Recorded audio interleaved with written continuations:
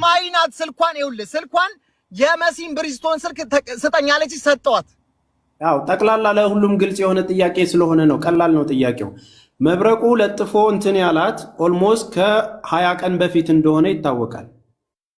እዚህ ጋር ሁላችሁም እንድትይዙልኝ ፈልገው መብረቁ ቤት ለጥፎ ፎቶዋን እንትን ሲያደርግ ፕሮሰሱ ከተደረገ ለበዓል እሷ ጋር ካሳለፍክ እቺ ልጅ ከሄደችው አንድ ሳምንት ነው፣ ባለፈው ሳምንት ነው ወጣች የተባለው ከ9 ቀን በፊት ማለት ነው።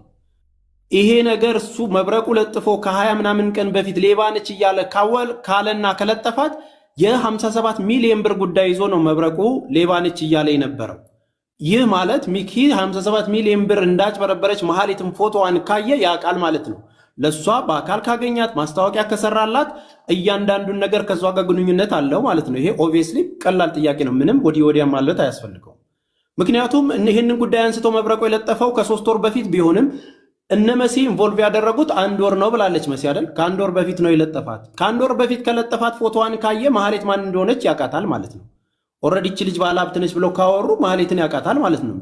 ሶዛት ይህንን ነገር ከተነጋገሩ በኋላ አሁን ይሄ ግብግቡ ከመጣና ልጅቷ ከሄደች በኋላ ያለው ነገር ኦልሬዲ ለማስታወቂያው የተከፈለ 1000 ድራሙ ብቻ ነው። እዛ ስትሄድ ለምንድነውስ መሐሌት ልትሰጥ የፈለገችው ያንን ብር እዛ እንድትቀመጥ የፈለገችው? አንተ እሷን ልትጠይቃት ልትፈልጋት እንደሄድክና የልጆቹን ጉዳይ ልትጠይቅ ከሄድ ለምንድነው መሐሌት ዋና የጉዳዩ ባለቤት ሌባዋ ሴትዮ 1000 ምናምን 1300 ድራም ስትሰጥ ተቀብለ ስቴይ መሆን የፈለግከው?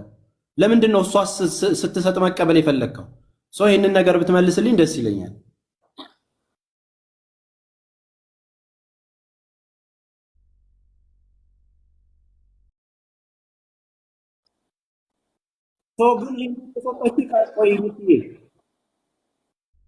ማይኖ አውቃታለሁ። ሀገር ያወቃት ልጅ ነች፣ አውቃታለሁ። አሁን ይኸውልህ ጥያቄውን ምን እናድርገው መሰለህ? እሺ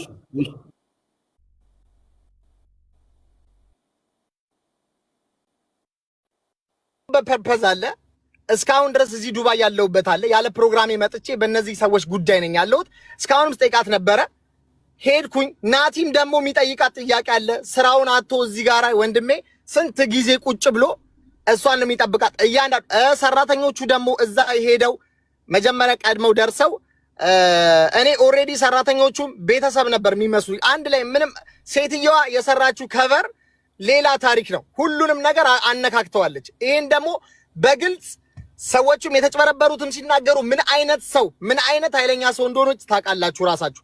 ሲቀጥል እዛ ጋራ እኔን አፌን በቃ ያን ጥያቄ አሁን በዚሁ እንሂድ